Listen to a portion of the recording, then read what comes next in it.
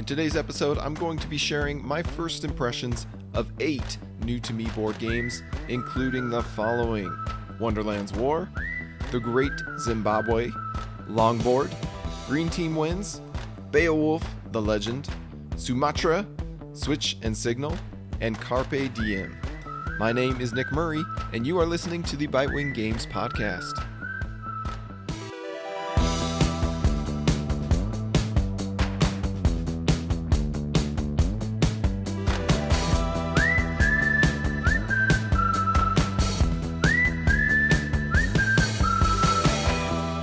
We're going to kick off this episode with The Great Zimbabwe, which I have 2 plays of. For a good while now, I've been stuck in a strange splotter game limbo. On the one hand, I have loved my plays of Bus for the nail-biting worker placement stress that it brings to the table in such a brilliantly pure way. On the other hand, I remember feeling so overwhelmed by the decision space and ripple effect strategies of Food Chain Magnate that Camille and I decided to pack up the game and give it back to its owner rather than invest such an enormous amount of energy and brain power. Knowing that Bus is Splotter's most approachable game simply made me hesitant to try anything else, as I wasn't looking for another behemoth design to add to my collection simply for it to collect dust. Yet with the recent reprinting of The Great Zimbabwe, I finally wilted to the Splotter effect and picked up my second title from their offering. The Great Zimbabwe caught my eye because it doesn't feature an overwhelming menu of cards, nor does it run the risk of lasting 4 hours. Rather, this game comes with a clean board of land and water spaces on a grid, and a handful of resource and artisan tiles, a few simple cards, some wooden player discs, and a pile of money in the shape of cows. Silver and gold cows, to be specific. I was also drawn to this game simply because of how unique it feels compared to anything else I've seen. The object of the game is to get your point marker to reach your victory requirement disc. All player discs start at 20 points. Yet your personal finish line can move further and further away, up to double your starting distance, meaning 40 points, if you greedily add any advantages to your tableau. These advantages come in the form of technology cards, god cards, and specialist cards. It's a thrilling temptation to have constantly dangling in front of you, because many of these cards offer mega powerful, rule-breaking abilities. So, will you attempt to play a quick, clean game using only the standard options at your disposal, or will you plunge into the deep end by enjoying the card benefits now and worrying about the consequences later? What you're doing from round to round is bidding cows for turn order, with paid cows getting evenly distributed back to all players, and then adding artisan tiles to the board, or paying those artisans to help you raise your monuments. The spatial requirements of placing artisans and accessing their goods is the beating heart of the Great Zimbabwe. Artisans must be within 3 spaces of resource sites, and your monuments must be within 3 spaces of artisans. But a blob of water counts as one big space, and you can use anybody's monuments as hubs to reset your 3-space limit, sort of like a refuel station. It makes for a refreshingly unique puzzle, especially once you wrap your brain around it. I'll admit I had to watch a playthrough, read the rulebook, and then watch a how to play video to finally wrap my brain around this wonky design. I've observed that Splotter doesn't write the best rulebooks either, so that certainly doesn't help the onboarding experience. Fortunately, all that effort has absolutely paid off for us. At its core, The Great Zimbabwe is a tight economic struggle between all players, where every single decision you make has a massive impact on the entire group. Budgeting your cows wisely between the turn order bids, artisan construction expenses, specialist abilities, and monument raising requirements is vital to a competitive strategy. When one player appears to be running away with the victory, you can really shake things up by putting out a secondary artisan, or raising the prices of your goods to soul-gouging heights. Such a move just might buy you enough time for a late comeback victory. In a lot of ways, this one reminds me of some of my all-time favorite Euros, including Age of Steam, Brass, and, how about that, Bus. It's a game that is not afraid to step out of the way and let players crash into each other or fly off a cliff as they grapple with the emergent strategies and dynamic game board. At any rate, I haven't even won the Great Zimbabwe yet. My 2 opponents have both gotten the best of me in some absolutely tight competitions. But I've come away from these 3-player games hungry for more. In fact, I would go so far as to say this is the best new-to-me published game that I've encountered this year. My current rating of The Great Zimbabwe, 9 out of 10. Now let's talk about Switch and Signal, which I have 2 plays of as well. It's time to make good on my anticipatory blog post from, checks calendar, 1.5 years ago.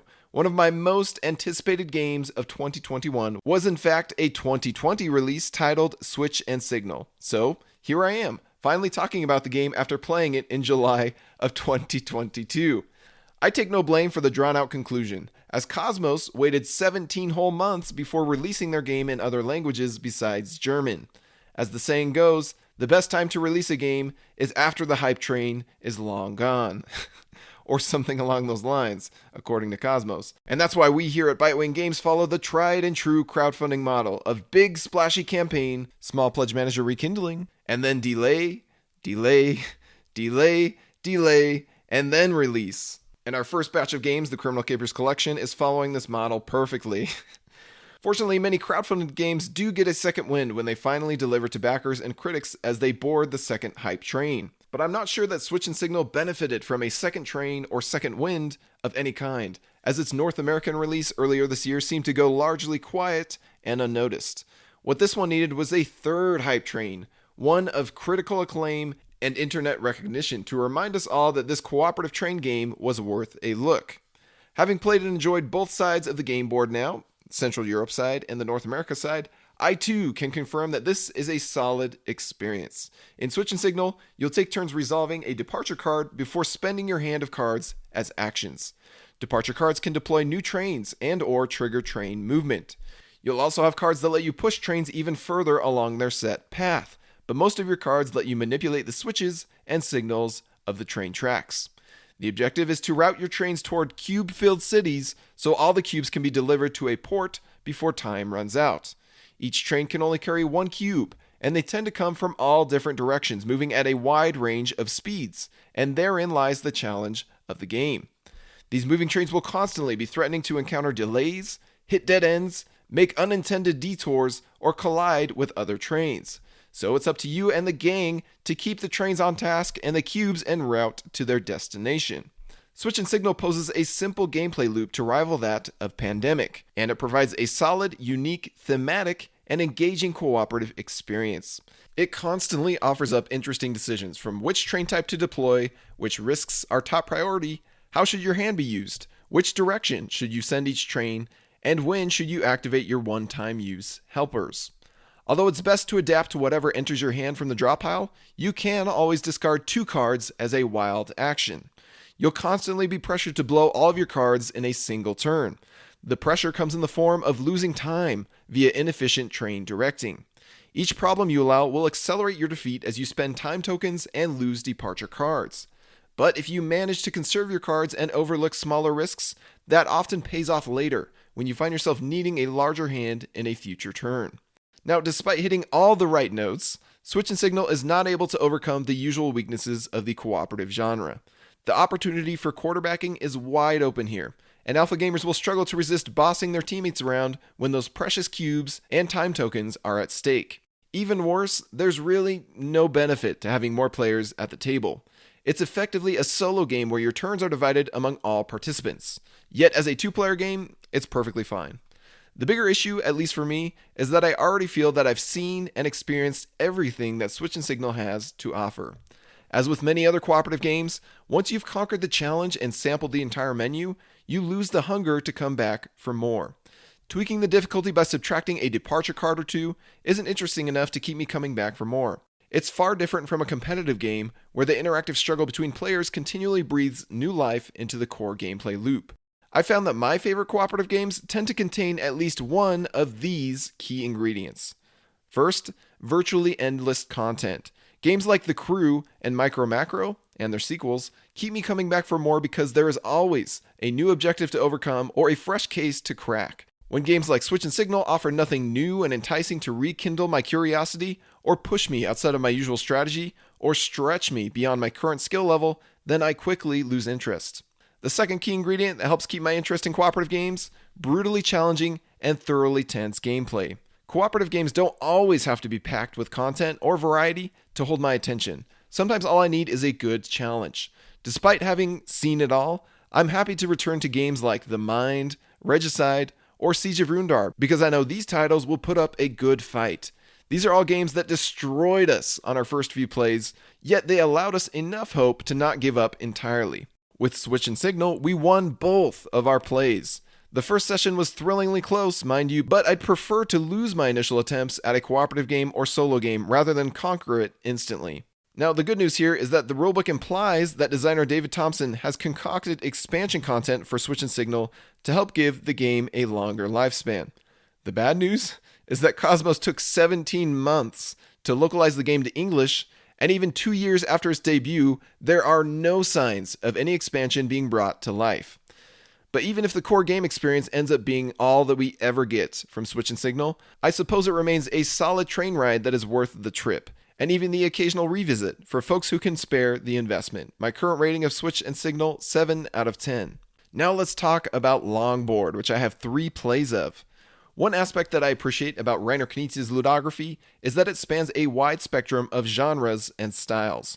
You have epic cooperative challenges such as Lord of the Rings and Siege of Rundar, family-friendly romps including Quest for El Dorado and Well Riders, dynamic and deep strategy games including Babylonia and Stevenson's Rocket, simple, lively crowd pleasers like Soda Smugglers and Rapido, unique and novel concepts including Tajuto and Puma Fiosi, and tense 2-player tug-of-wars such as Royal Visit and Battle Line. If I were to reduce my collection down to purely Knizia designs, I would still have a great game to satisfy almost any group or setting. Not only does he provide a wide-spanning breadth of offerings, but he also plunges deep into various genres by iterating on his most compelling concepts. You'll find some of the key tile placement ingredients of classic Through the Desert in Blue Lagoon and Orongo. You'll enjoy the shared incentive betting of Winner's Circle in Equinox. You'll recognize the clever scoring of Ra in Sumatra and Ra the Dice Game. And you'll spot the game of chicken auctions from Taj Mahal in Beowulf the Legend and Karate Tomati. If you find something you really love about a Knizia game, odds are that you can find that favorite flavor with a unique twist in several other designs in his catalog. Longboard is another such game that sees Reiner iterating on the core concept of a popular game series, namely Lost Cities. In both games, players are committing to runs of cards in various colors by playing ascending values into their personal tableaus. The difference in Lost Cities is that your hand remains hidden from your opponents, yet you are strictly limited in hand size and constantly forced to play or discard cards far earlier than you'd like. With Longboard, you don't have a private hand or even a card limit. Rather, your supply of cards is public information and open to a form of thievery, namely forced trades. In Longboard, your turn consists of 2 actions of your choice. Draw a card from the deck and add it to your supply, take a card from your supply and add it to your tableau, or swipe a card from an opponent's supply and replace it with 1 or more higher valued cards from your own supply. These 2 key differences, public hands and forced trades, go a long way in making Longboard feel drastically different from Lost Cities. Other differences include a wider player count of 2 to 4, randomized objective cards for bonus points, and milder scoring. You'll still be punished for not completing a surfboard that you started, but the punishment is merely 1 or 2 negative points rather than Lost Cities' 10 or 20 or more. Of course, I enjoy the Lost Cities style of tense card play that Longboard provides, but I appreciate Longboard most for how it stands out in my collection. When an opponent displays a highly coveted card in their supply that would be perfect for one of your growing longboards, you'll spend the next few moments desperately hoping that nobody claims it before your next turn. You'll let out a sigh of relief if it survives the gauntlet, only to realize that the only way you can acquire that card is by giving up 1 or more valuable cards from your own supply. What if your forced trade helps your opponent more than it helps you? Or what if you give up a card that you'll need later? How will you spend your 2 actions? If you leave cards in your supply for too long, they'll get swiped away right before you were planning to play them. Within this casual space of 20 to 30 minute gaming, Longboard certainly hits the spot. Now, folks who prefer tighter, spicier, and more punishing experiences in this field are likely to prefer Lost Cities or Arboretum. But if you enjoy exploring the differences, then you'll certainly find something to appreciate within Longboard. My current rating of the game, 7.5 out of 10. Moving on, we're going to talk about Carpe Diem, which I have 1 play of. Carpe Diem, seize the day. A game with such an ambitious title must surely be an ambitious design, correct? Well, If only. After playing 5 other Steffenfeld games, I can definitely confirm that Carpe Diem is also a Steffenfeld game. The point salad force is strong with this one. You've got your turn order track, which will score you points at the end of the game.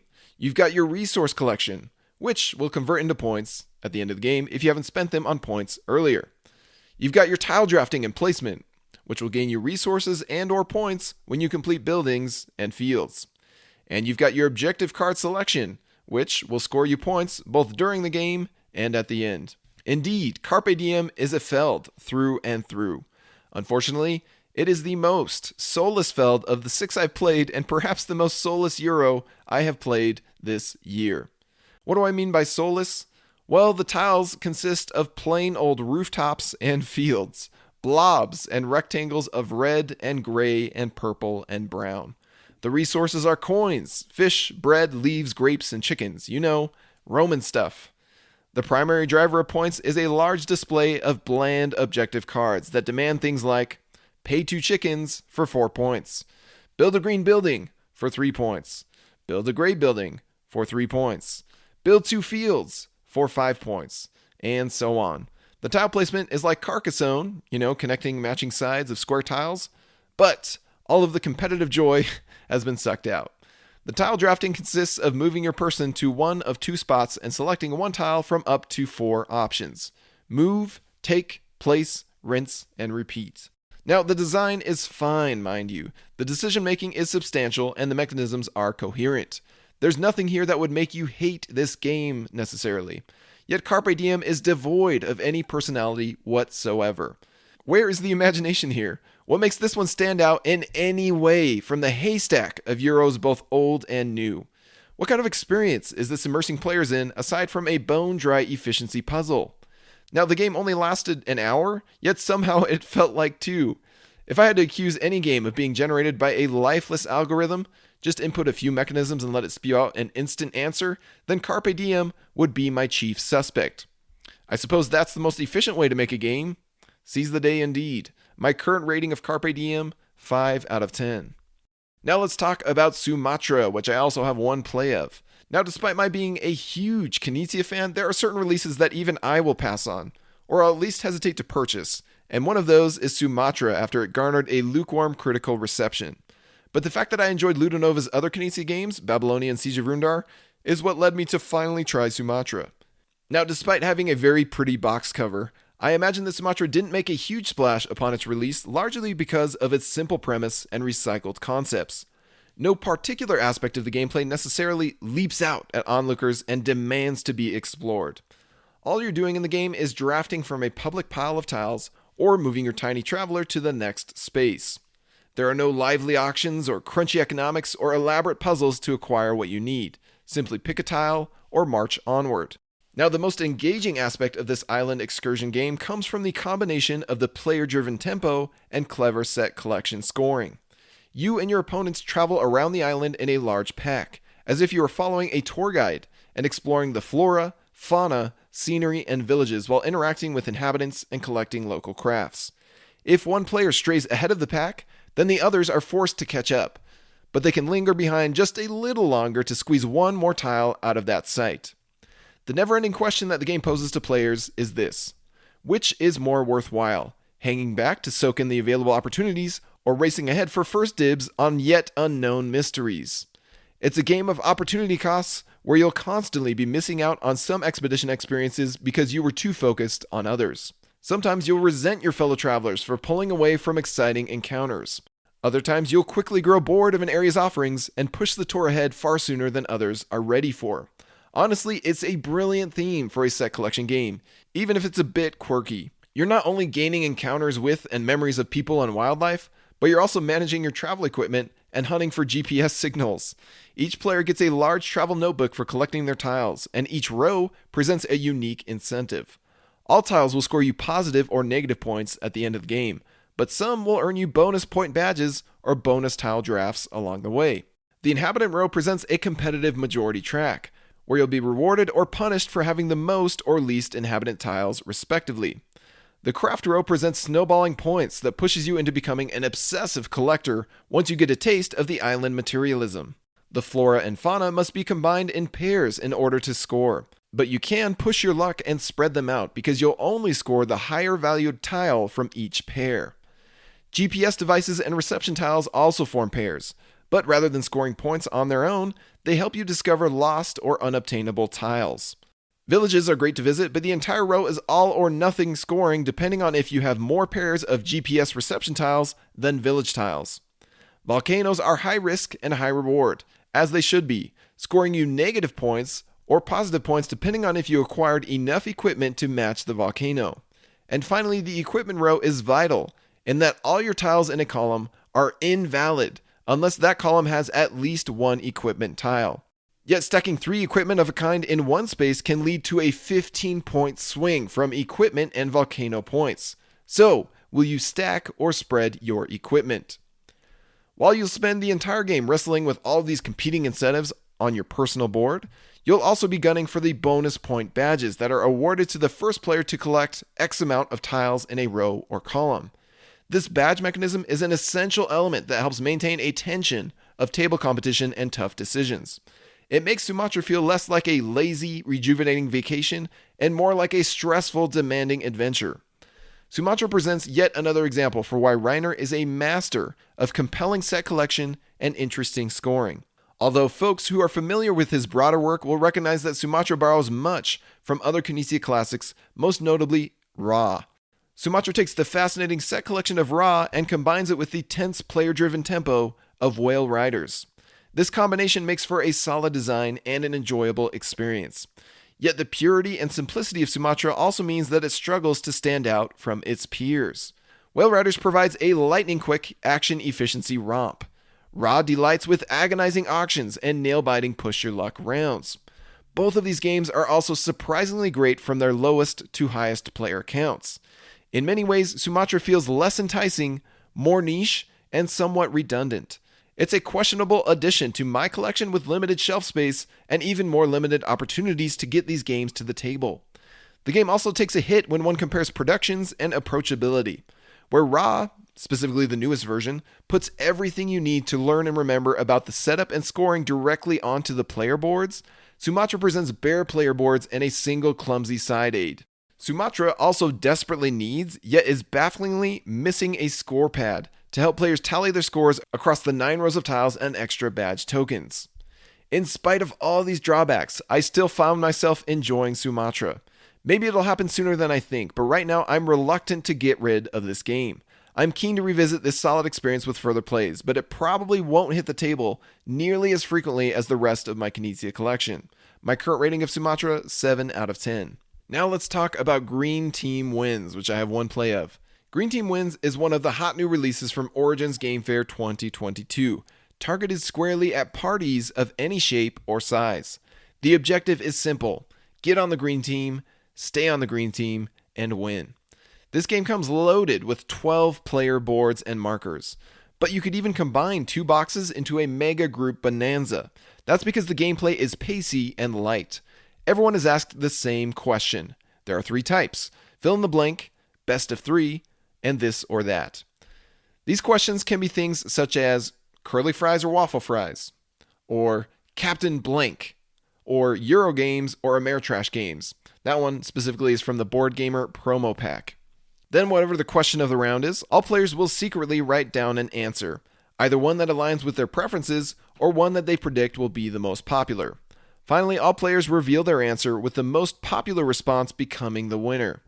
A winning answer will allow you to jump from the orange team to the green team and score 1 point. From there, you want to try and continue your hot streak, as you'll get 2 points with future correct answers as an existing green team member.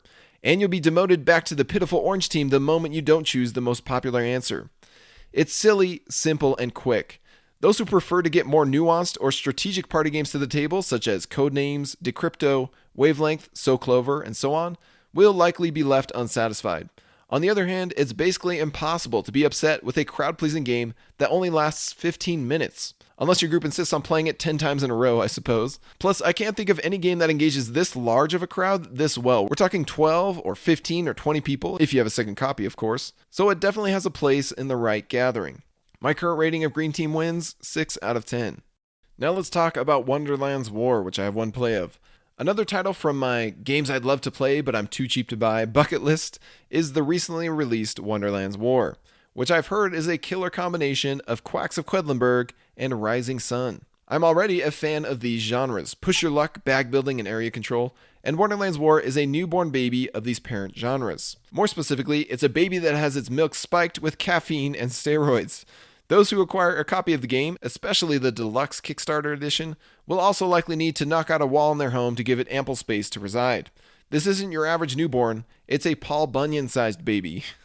The bits and bobs and tokens and trays know no bounds. But at the end of the day, the most important part of the game is its gameplay experience. You'll be adding troops to various regions of Wonderland, acquiring more recruits into your bagged army of tokens, gaining powerful Wonderlandians to aid your conquest, unlocking asymmetric character abilities to use to your advantage, striving to avoid madness, which plagues your supply, embarking on secret quests to gain bonus points, and pushing your luck in bag draw battles. Normally, in an area control game such as this, the number of troops in a region equates to the amount of strength you have against your competition. In Wonderland's War, this is not the case. More troops is still a good thing, but that only means you have a better chance of surviving the battle long enough to score points from that region. Your strength in a region, and thus your ability to score first or second place points, is mainly determined by whatever ally chips you draw from your bag. Just like Quacks, all players involved in the conflict will simultaneously draw tokens one by one from their customized concoction of chips. These chips have unique types and strengths, and their abilities are dependent on whatever ally cards you set out for that occasion. One ability will score you bonus points, another will double the strength of the next chip drawn, and another might trigger your character ability. There are as many ally card abilities as there are sands of the desert sea. So with all these possible combinations, you are unlikely to want for more variety. But as all push your luck games go, it's also possible to draw the bad things out of your bag, namely madness chips. These will progressively weaken your presence on the board until you evaporate from existence, assuming you or your opponents don't bow out first. So deciding when to quit drawing and concede a battle can be a tough but vital decision. Second place region points are better than no points at all. Another reason you might back out of a heated battle comes from the secret quest cards, which encourage you to do things like end a battle in a specific location at a specific number of strength, which will reward you with 3 points for doing so. This can be a disheartening decision to those who bet on you winning the battle only to discover that you had ulterior motives. But more than that, these quests feel unexciting, arbitrary, and undermining when compared to the focus of the game. Much like other games with private objective cards that are drawn mid-game, you can easily draw yourself into an objective that you already accidentally completed, just as easily as you can end up with a hopeless dud. For me, the real meat of Wonderland's War comes from the combination of unrestrained bag building, engaging push-your-luck battles, and competitive jockeying for region control. If the box was half as big and the playtime half as long, I'd be twice as eager to plunge further down this rabbit hole. My current rating of Wonderland's War, 7.5 out of 10. Finally, we're going to end things on Beowulf the Legend, which I have one play of. Beowulf the Legend is yet another seemingly forgotten Knizia design from nearly 2 decades ago. In board game years, that practically makes it an ancient artifact. This is one that I never hear anyone talk about, aside from Mark Bigney of the So Very Wrong About Games podcast. Yet this is actually one of Mark's all-time favorite Knizias. While we don't exactly agree on everything, for example, Babylonia is in fact a masterpiece, Mark, there is no denying that the man knows his Knizias. I have waited far longer than I should have to try Beowulf the Legend. Frankly, the theme and production aren't the most approachable in Reiner's catalog. While the art is evocative, it doesn't exactly stand out from the thousands of other games that feature dragons and swords. Even worse, the game board features a winding trail of 36 microscopic spaces with text and icons that almost require a magnifying glass. Unboxing the game and cracking open that rulebook for the first time required an unwavering drive to get the game played and trust in Knizia's design chops. Going into our first play, I understood that Beowulf shared some similarities with its more popular sibling, Taj Mahal. Players manage their own hand of cards and must decide how to commit their cards during sequential auctions.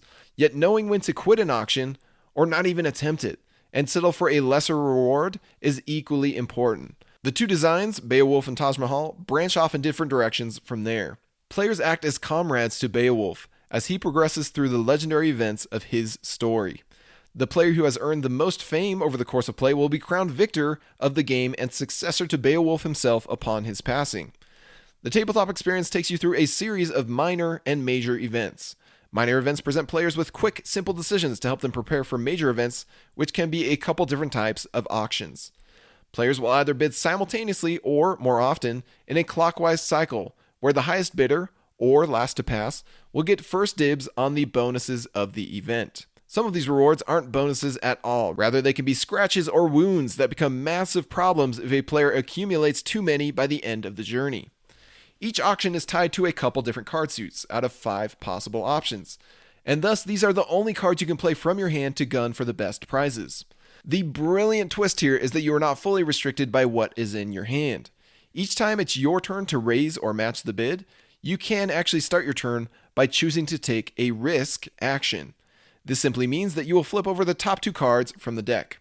Any cards that match the current auction suit requirements are automatically added to your hand. But this optional action isn't called risk for nothing. If your 2 revealed cards do not match the current auction suit, then you are immediately eliminated from the auction, and you must take a scratch token. 3 scratches turn into a wound, and 3 or more wounds will decimate your endgame score. So not only are you playing a game of chicken against your opponents, deciding when to commit all of your resources against a competitor versus when to pull back and reserve your cards for a potentially better or easier prize down the road, but you can also press your luck against the deck itself in hopes of scrounging up exactly what you need to stay in the auction. While the biggest barrier to entry was motivating myself to acquire, learn, and play Beowulf, that didn't stop me from plunging myself and 4 other newcomers straight into the advanced rules. This basically adds another type of auction, with money, that we all handled and enjoyed just fine. And the aged production didn't get in the way of us having a blast. I'm honestly a bit baffled that Beowulf the Legend isn't more highly rated by Board Game Geek users. An average rating of 6.4 isn't bad, but it isn't amazing either. My hunch is that some folks find it to be a bit too long. Our play was much longer than the promised 60 minutes on the box. Or maybe they find it to be a bit too luck dependent. You can certainly be hosed by the risk mechanism. But I was fully engaged from start to finish, and I found the card draw element to be quite thrilling, as the cost of busting can be quite painful, yet the reward for success is endlessly enticing. I also had the luxury of playing the game at the strongly recommended 5-player count. But even then, the game tailors the auction rewards to the exact player count of the session, so I have to imagine that 3 and 4 player games are better than most folks give it credit for. I'll likely find out before too long, because my current rating of Beowulf the Legend is 8.5 out of 10.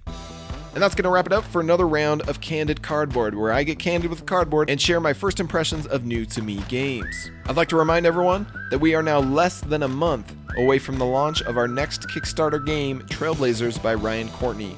We are planning to launch on August 16th, and if you haven't visited our Kickstarter pre-launch page yet, please do so. All you got to do is click the link in this podcast, and then click to be notified the moment the game launches on Kickstarter.